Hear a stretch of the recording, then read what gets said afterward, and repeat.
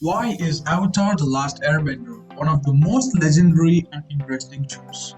Well, if you're one who's wondering about it, let's see 10 reasons why Avatar The Last Airbender is a legendary show. Well, the only thing that makes or breaks a franchise is its cast. And the cast in this series is really amazing. While Aang's journey to master all the four elements before the Sozin comet arrives makes it a really good character arc. In the beginning, he's just a silly kid who runs away from all his responsibilities. But in the end, he becomes the true hero of the four nations. That's really impressive. But the entire series actually happens in a year, and that's why he also becomes a personal trainer after bringing peace to the nations. Meanwhile, Katara of the Southern Water Tribe gets refused to be taught by this legendary waterbending master. So what does she do? She takes him on with her full force in front of the entire tribe. And then we have Toph, who makes the other earthbenders look like they're nothing. I mean, come on, she mastered to bend the earth inside the middle, which is really cool in my opinion. And that being done, the left with Sokka. Truth be told, I found him very annoying, dumb, and even a little funny in my childhood. But as an adult, I can actually relate to him, and not only that, but that kid actually has mad language skills. One of the characters that actually stands out in the series is Zuko. He's basically everything that Kylo Ren ever wished of. The disgraced son of the Fire Lord goes to become one of the most solid characters in the kids' team. That shouldn't be surprising at all as his character was played by Hooks Rufio, who himself is one of the most solid characters in kids' movies. As you've seen in the third episode of the series, he takes on one of the higher ranking Fire Nation warriors to do it and also refuses to finish it just to show him who the bigger man was.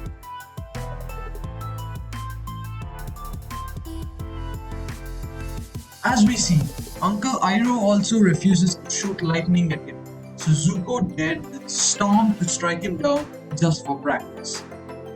He also has crazy skills as he is also belonging to the Blue Spirit and also becomes the youngest Fire Lord ever. The heart of his story comes from his uncle Iroh, who helped him find the right path and not the way his father wanted him to be. It also hurts to say that Iroh was voiced by the legendary Mako, voiced by Samurai Jack, and that explains just how legendary he is. Long before Thanos was teasing his face to MCU fans, the villains in Avatar were also hyping themselves up. I mean, we didn't even know about Ozai, the main villain, until season 2. Azula too came in many opening sequences but wasn't revealed till the end of season. The battle between Azula and Ozai also was one of the best in the series. They were hyping Aang vs Ozai in the second season and it was truly one of the best. Even being able to bend all four elements, he barely scrapped past the mighty Phoenix King Ozai. Ozai was voiced by Mark Hamill, who also voiced Joker and Luke Skywalker. That pretty much explains how legendary he was. Now let's face it, despite the fact that Ozai was too powerful and the series revolved around him, I think that Azula was the real. She is a lightning throwing firebender, a tactical genius, and also a sociopath. Her last battle against Zuko and Katara is also one of the most memorable ones. One of the first things that comes to your mind when you talk about Avatar is just how funny it is. In today's world, with many shows taking up the grim and gritty route like Game of Thrones, Avatar takes up a different style. Since the beginning, we see Aang in the first episode, who shows the Southern Water Tribe kids to have fun and enjoy the moments like kids do. Despite many times, when the show becomes all grim and dark, it never forgets to bring in some joy. Aang also loves learning to blend the elements as much as he loves riding his animal Appa. Since Aang manages to create a zoo in just few minutes, let's see you, Tiger King, if you can. Not only does the future show some funny moments like this, but it also serves the theme of the show.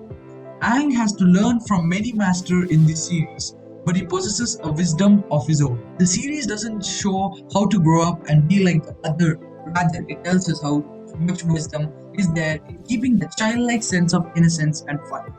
So every time you find yourself laughing at some scene in Avatar, don't get embarrassed. Instead, enjoy and revel it because that's what Aang wants you to do.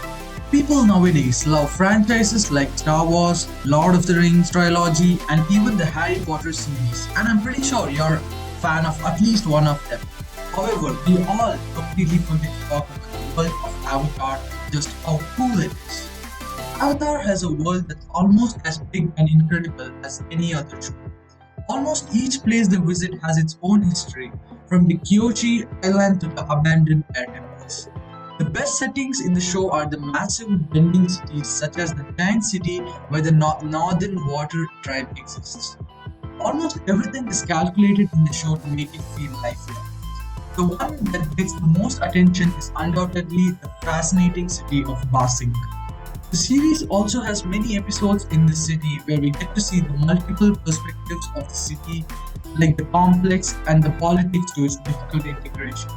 Well, honestly, I haven't seen any other show do that. I mean, have you seen SpongeBob discuss about politics?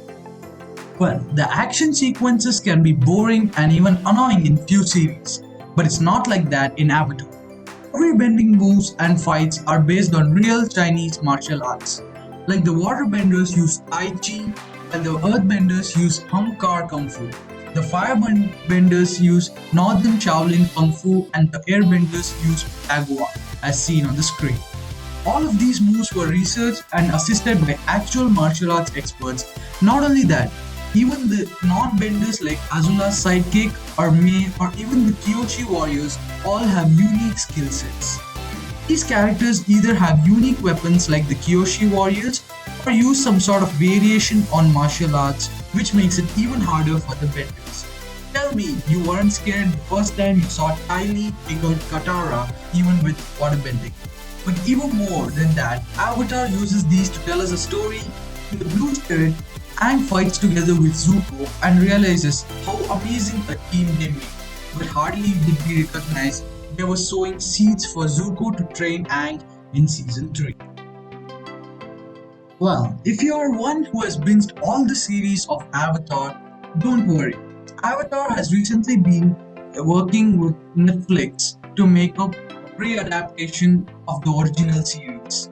For all we know that the creators are heavily involved and they also have Plus as the M. Night Shyamalan directed Last Airbender movie went terribly and they know what not to do. They are also releasing stories about the first Avatar, Kyoshi, so Netflix won't have any trouble with adapting that into another animated series ever. She created an island herself just because she couldn't deal with other people's nonsense, which just shows how cool she is. Aside from that, there are many comics that shows what the Aang and the gang did after the series ended. They deal with one of the biggest characters like Zuko's mother and also fill in some of the gaps which were left open in the main series. Well, for all we know, Avatar is getting all the respect from Netflix, and I would also be wrong to say that sky is the limit for this franchise. And that seems to be all the reasons why Avatar is a legendary show. Don't forget to like and subscribe to the channel. Stay tuned until next time, and peace.